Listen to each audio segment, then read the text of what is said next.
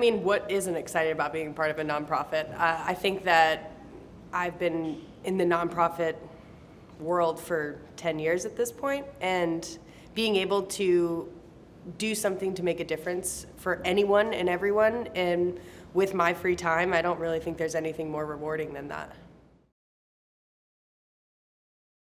I started a nonprofit with my dad for an art foundation called Spiritual Arts Foundation, where we could do monumental sculptures for churches, museums, universities, anywhere that needed public art. We wanted to be able to display that. So we did all the paperwork ourselves, and it was the most frustrating thing, because the second you did one thing wrong, they'd send it back, and it was another 6 months, and it was another 6 months. And working with Protege with Local Love took all the hard work and all the headache out of it, and it was done perfectly right. We didn't have to worry about what I did wrong 10 years ago, because they knew the industry, they know how to set us up for success, and it was truly a match made in heaven.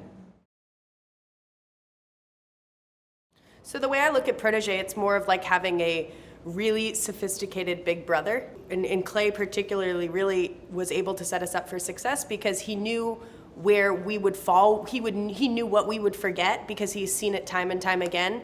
So I feel completely comfortable with working with Local Love now, because I know that we are in the right position where we're not missing anything. Now we can actually focus on our mission. When Clay came over to one of our other board members' house, and we did have the initial orientation, I thought it was the most beautiful way to start something, because we already were involved in Local Love and we've had so many meetings. But when Clay came over, it really felt like we were starting a new blank page, and I think with everything with the pandemic and our brains were all over the place, I think it really allowed Local Love to become its best self in this new world that we're creating.